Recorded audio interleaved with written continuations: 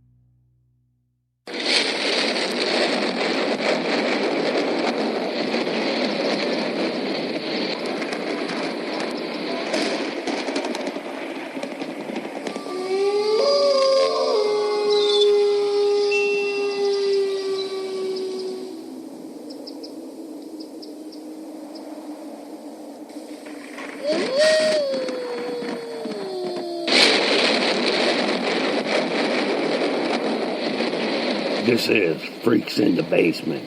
I am your host, Chris Stevens, but you can call me the Freak. I have the Freaks in the Basement locked up at the moment. They're in their nice padded rooms, bouncing off the walls. That's for your protection. They can't be trusted in public. Why is this door open?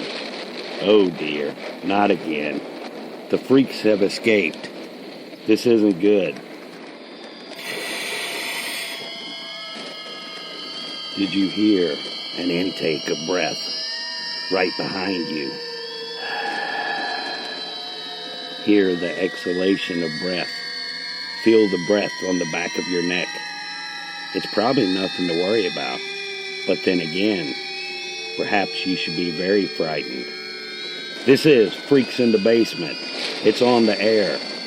The freaks are on the loose, and no one's safe. It's time to wake up. Don't worry about coffee. I'll give you a jolt of terror. This is Freaks in the Basement with your host, Chris Stevens, on KBLP. I have a good show lined up for you today. I'll be reading a short story called Mist in the Stairwell, and I'll also be reading a poem called The House by the Cemetary. I wanted to give a little info on these two pieces. Mist in the Stairwell came to me while I was visiting my mom in the hospital. She was in room 13, and right beside her room there was a doorway to a private stairwell.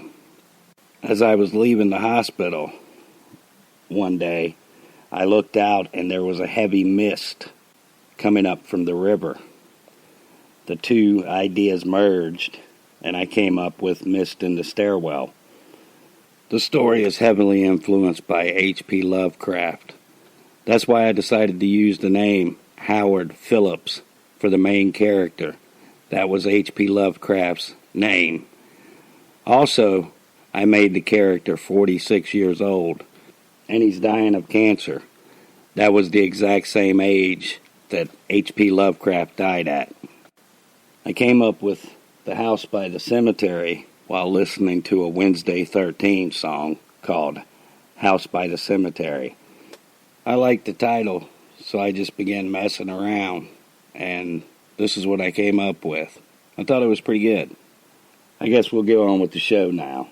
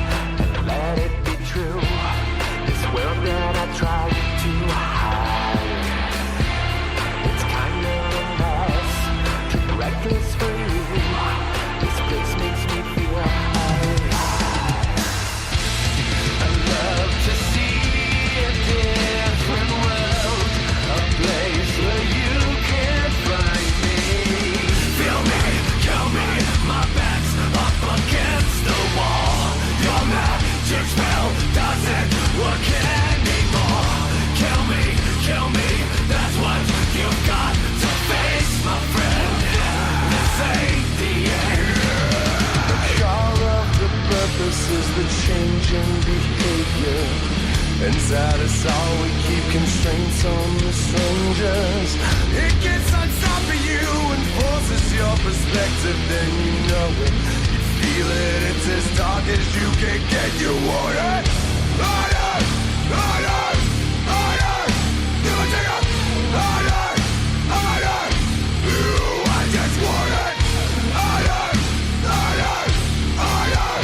You will take it, harder.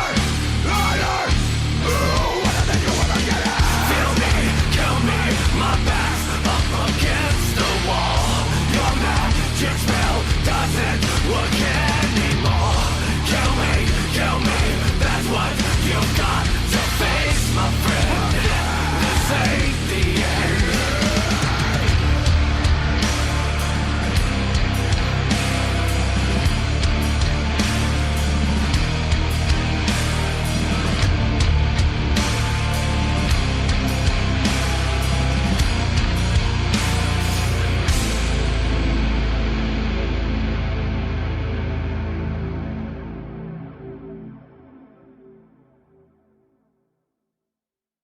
Mist in the Stairwell by E.T. Brother. My name is Howard Phillips. I'm 46 years old. I won't live to see 47. I'm in the hospital, on death's doorstep, as the saying goes. I only have a few days left, maybe a few weeks if I'm lucky, although I wouldn't call that lucky. Less time would be much better. I doubt I have that much time, though, which is a good thing. I'm in almost constant pain. The medication does nothing for me. I have cancer. It started in my intestines, but it's spread everywhere now. Death would be an end to the pain. With that being said, though, I dread dying. It terrifies me. I've never told a soul this story. I didn't want to be thought mad. But that doesn't matter now. I'll be dead soon. After you read this, you might believe I'm mad, or this was nothing but a dream, or an hallucination. I can assure you I'm not mad.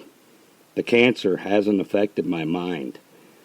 I can also assure you this was no dream or hallucination. It happened. This took place 23 years ago, in this very hospital. It was Halloween night. I remember it well. I guess being back in this hospital has brought it all back to me. Not that it has ever really left my mind. It's been with me since that day. It's always been in the back of my mind. What happened that evening 23 years ago has never been far. It's always been in my mind. It has been especially vivid when sleep was long in coming, or sleep refused to come. Most times, this memory was the cause of my insomnia. I can almost convince myself this never happened, during the daytime at least, but never at night. The memory of that night haunts me during the night. I was in a room very much like the one I find myself in now. They're basically the same. The major difference is the room number. 23 years ago, I was in room 513. Today, I'm in room 413.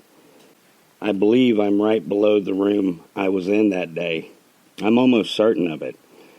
Everything is almost the same as it was that day. The room is set up exactly the same way. I can see into the hallway from the bed, just like I could that day. And I see the exact same thing, a door to a stairwell. The stairwell is a staff stairwell. The only real difference I see is back then they had to have a key, but now they just have to have a card. There's a card reader for the door. That's the only difference I really see. The light is red on the card reader, by the way, but the light keeps flickering between red and green. I've been able to convince myself that that is meaningless, just a glitch, but it's still daytime right now. The light is fading from the sky. I wonder if I'll be able to convince myself that it's meaningless once the sun sets. I doubt it. I guess I better get busy telling this story. Time is short. The sun is setting in the sky, as it is on my life. I don't think I mentioned why I was in the hospital back then. I had been in a car accident. The accident was serious. I had broken a number of bones, but it wasn't life-threatening.